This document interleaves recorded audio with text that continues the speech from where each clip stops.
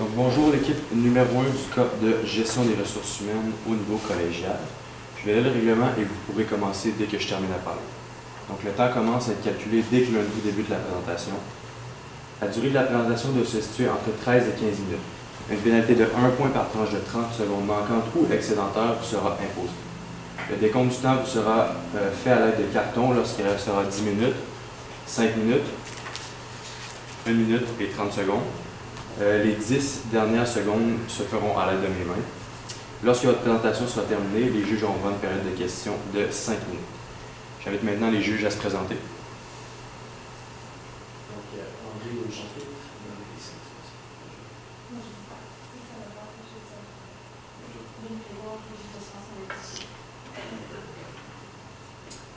Bonjour. Aujourd'hui, on a été très impressionnés par ABP Service Conseil, notamment par les valeurs que l'entreprise véhicule.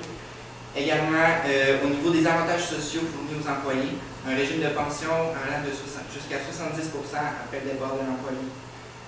Aucun port d'uniforme, ce qui est bon pour démontrer nos émotions. Également, pour favoriser le travail d'équipe.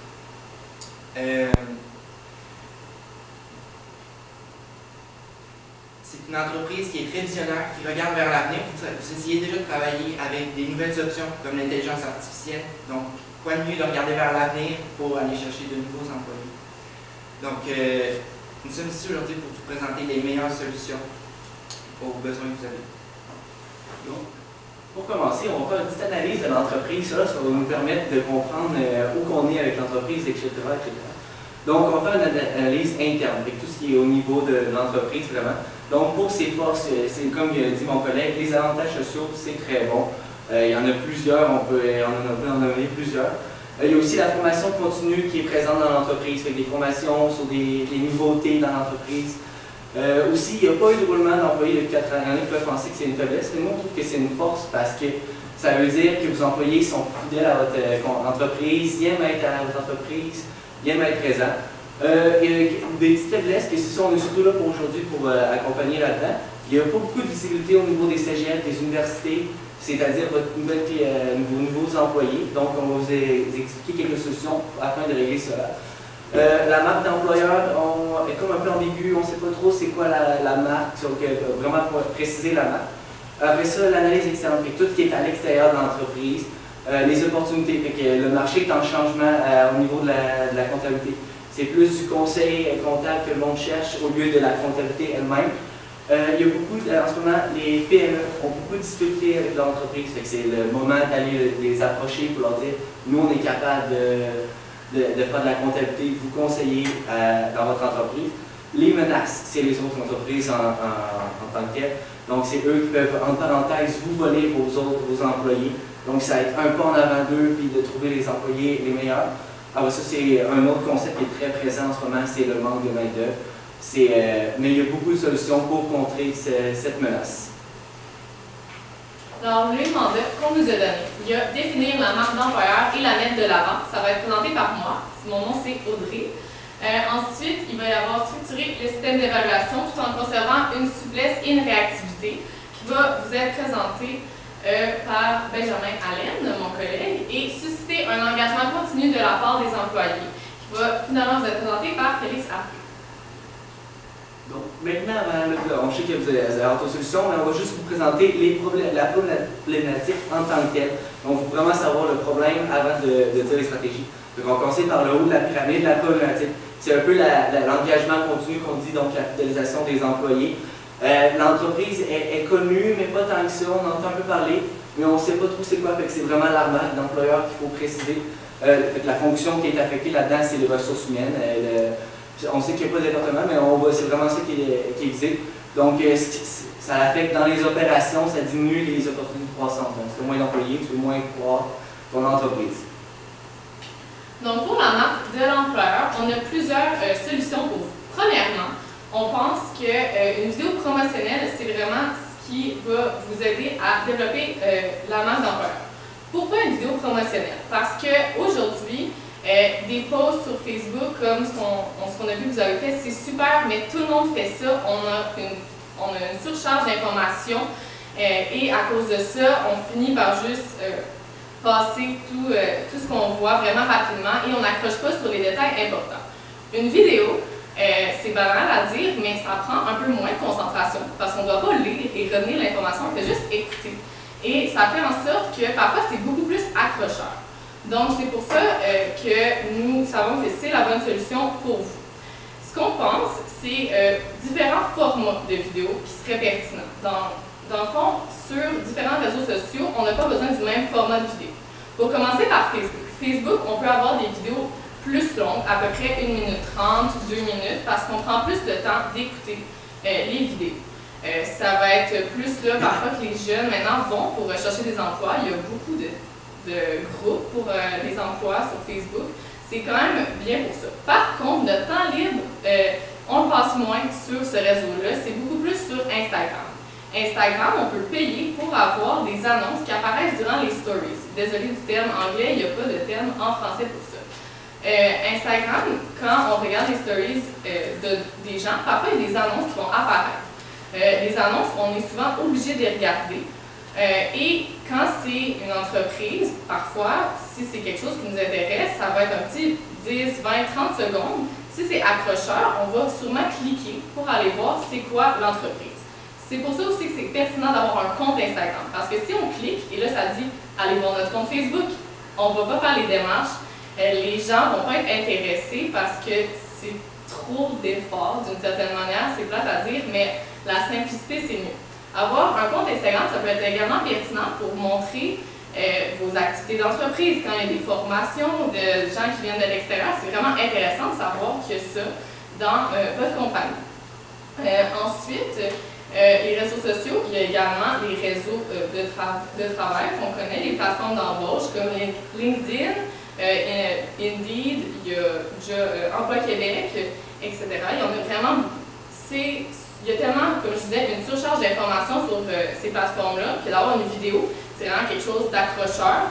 C'est quelque chose qu'on va plus prendre le temps d'écouter. On va faire je peux en apprendre beaucoup plus sur la compagnie.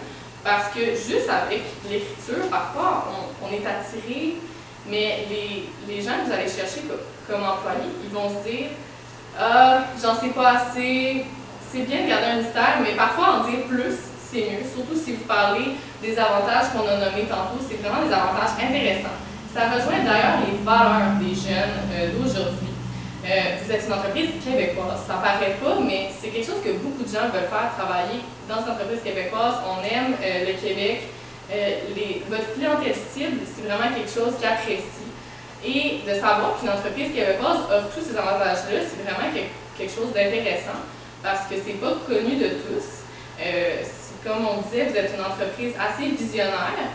Et de savoir que c'est possible d'avoir autant de plaisir en travaillant, c'est définitivement quelque chose qui va intéresser les futurs employés. Finalement, ce qu'on avait pensé, c'est que dans les écoles, aller vraiment directement dans les écoles, il y a de plus en plus de foires de l'emploi, maintenant même dans les écoles secondaires, dans les cégeps, aller vraiment à la rencontre des gens que vous cherchez, de leur dire, écoutez, on a un plan pour vous. Les gens qui veulent aller en médecine, ils savent où ils veulent aller, vraiment concrètement, mais pourquoi ils ne sauraient pas qu'ils veulent venir travailler pour AVP comptable, précisément, ce type de compagnie-là. Personnellement, j'aime les sciences humaines, j'aime aussi la comptabilité, j'aime les côtés chiffres. Ça, c'est quelque chose qu'on trouvait très intéressant de votre entreprise parce que on peut, oui, faire le côté comptabilité, mais il y a une approche très humaine à ce que vous faites. C'est vraiment on conseille les entreprises, ça avait l'air d'être très intéressant sur le plan humain. Fait que ça, c'est quelque chose, personnellement, j'aurais jamais pensé qu'on aurait pu lier. Alors, si les gens voient ça, il y a peut-être des gens qui vont faire ça rejoint plusieurs de mes intérêts, pas juste le côté chiffre, c'est possible de faire pas juste la comptabilité dans un bureau, assis, c'est pas plate la comptabilité, il faut vous montrer comment vous rendez ça intéressant, parce que ça l'est vraiment. C'est ça qu'on vous encourage à mettre de l'avant, c'est ça notre solution pour vous. C'est vraiment de montrer à quel point vous êtes une entreprise dynamique, vous êtes une entreprise jeune, vous répondez à un nouveau type de besoin. C'est extrêmement pertinent et c'est ça qu'on veut que vous mettez de l'avant comme marque de l'employeur. Donc, allons-y avec le deuxième point du mandat, c'est surtout l'engagement continu. Donc, nous, afin que les employés restent dans l'entreprise, Les avantages sociaux, vous avez bien ciblé avec tout ce que c'est les activités, tout ça. Ça, c'est parfait. Mais ce qui manquait un peu, c'est le sentiment d'accomplissement. Et quand l'employé vient dans votre entreprise, il se sent fier d'avoir accompli quelque chose. Donc, pour aider à ça, vous pouvez les féliciter quand ils comprennent le coup. Vous allez voir juste leur dire bravo, vous avez bien fait, vous avez signé un contrat, c'est bien. Ils vont se sentir contents. Et aussi, il faut donner de l'importance aux employés. En fait, c'est pas, comme je sais que vous avez des comptables, des techniciens comptables, c'est pas les comptables, c'est les étoiles de leur compagnie. Tout le monde est aussi important. Si tout le monde apporte leur affaire, c'est ça qui fait une vraie compagnie. Les techniciens, vous leur dites bravo, c'est vraiment bien.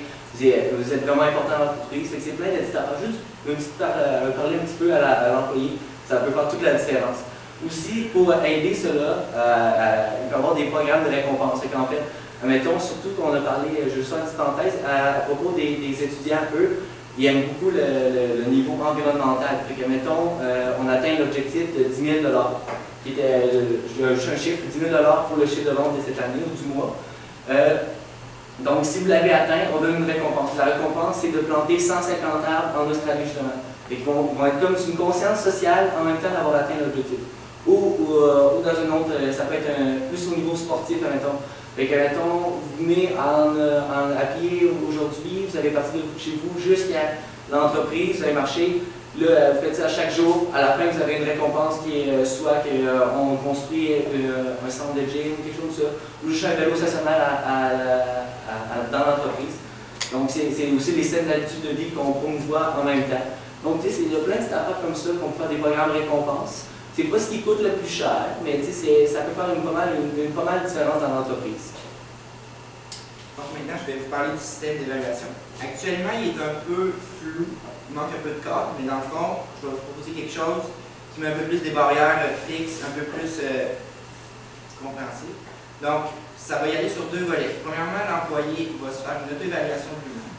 Puis l'employeur ou son superviseur va faire une évaluation de l'employé. Cette évaluation-là, elle va être faite par Google Forms. C'est un logiciel gratuit sur Internet pour faire des sondages ou des questionnaires. Puis, après ça, on va rencontrer l'employé. On va déjà avoir eu ses réponses, on va les regarder, on va rencontrer l'employé, discuter avec lui des réponses pour voir qu'est-ce qu'il y en est, qu'est-ce qu'il va améliorer, tout ça. Ensuite de ça, le contenu de l'évaluation, c'est le plus important. Donc, on va faire bien sûr une rétrospection sur l'année, sur toute l'année, qu'est-ce qu'il a accompli, qu'est-ce qu'il a fait. On va déterminer ses points forts, ses points faibles, discuter, les établir, les définir. Ensuite de ça, on va lui demander d'établir un objectif, qu'est-ce qu'il va accomplir pour l'année, qu'est-ce qu'il pourrait améliorer, tout ça. Ensuite de ça, on va dresser une liste des accomplissements qu'il a fait, les bons coups, pour lui donner une petite tape sur l'épaule, c'est toujours apprécié de se faire féliciter. Puis, après ça, on va parler aussi de la relation superviseur-employé, pour qu'il puisse vraiment dire qu'est-ce qu'il pense, puis qu'est-ce qu'il veut qu'il soit amélioré. Est-ce que les superviseurs sont assez présents ou sont un petit peu sont à l'écoute dans le fond.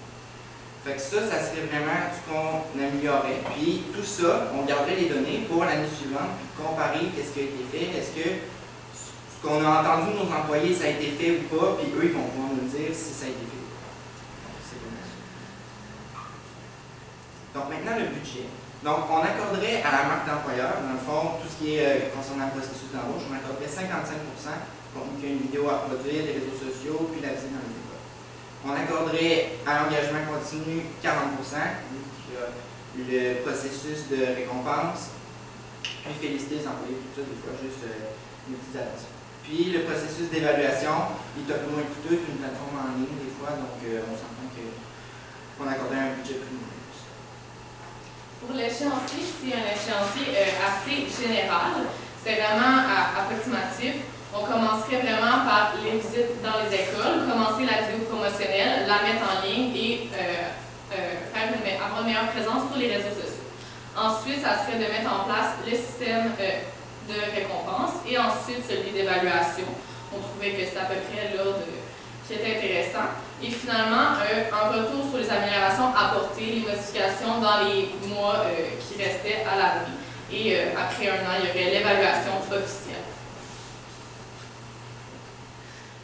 En conclusion, on peut affirmer que vous avez une entreprise qui est déjà bien établie. Là, ce qui reste à faire, c'est vraiment de la mettre de l'avant, de convaincre les gens que c'est vraiment intéressant de venir travailler pour vous afin que ça réponde à votre croissance qui est assez impressionnante et qu'éventuellement, il n'y ait pas un problème de main-d'œuvre.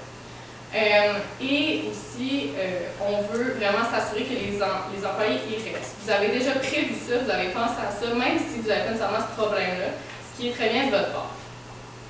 On voulait vous remercier de nous avoir aussi bien écoutés. Et on est extrêmement impressionnés par l'entreprise qui nous a été présentée aujourd'hui parce que c'est vraiment une entreprise visionnaire et on pense que ça va être vraiment pertinent d'avoir des entreprises comme vous comme modèle pour le futur au Québec. S'il y a des questions, on est prêt à les prendre. Et merci de nous avoir écoutés.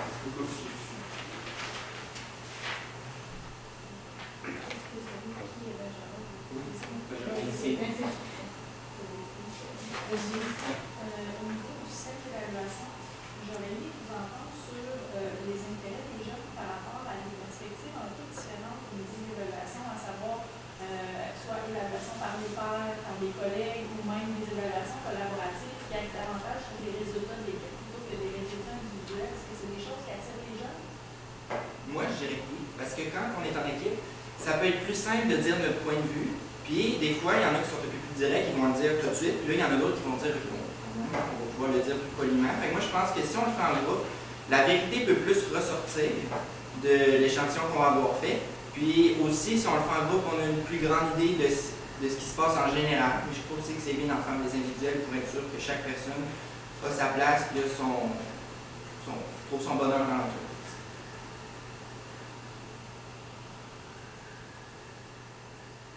Vous avez pensé rapidement sur le fait de visiter les écoles. C'est quoi l'intérêt et quelle forme ça pourrait prendre?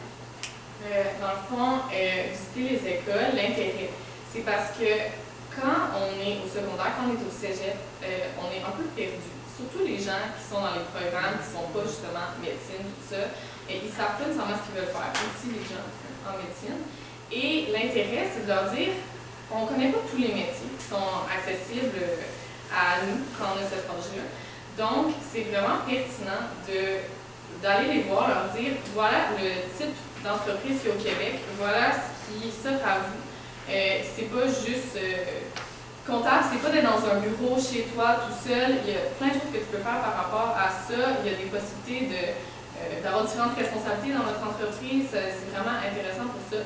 Fait que je pense que d'aller les voir et de leur dire que cette opportunité-là existe, ça va peut-être leur mettre un plan dans la tête. Ils vont dire, OK, moi je m'en vais au cégep, je vais faire ça. Après ça, j'aimerais ça aller travailler pour cette compagnie-là. D'avoir un objectif comme un rêve d'une certaine manière. Parce que des compagnies, sinon, sont grosses, on ne connaît pas les petites PME comme nous. Donc, c'est ça la pertinence. Est-ce que vous avez des questions? Au niveau des...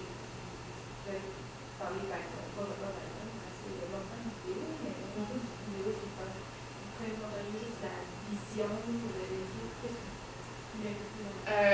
On mettrait dépendamment desquelles, mais les plus courtes, je mettrais vraiment les avantages qu'il y a de travailler dans la compagnie. Également, ça ressemble à quoi? La compagnie, c'est quoi? La compagnie, par exemple, dire, alors ici, à ABP, on est des gens qui travaillent en comptabilité, on travaille également à aider les entreprises.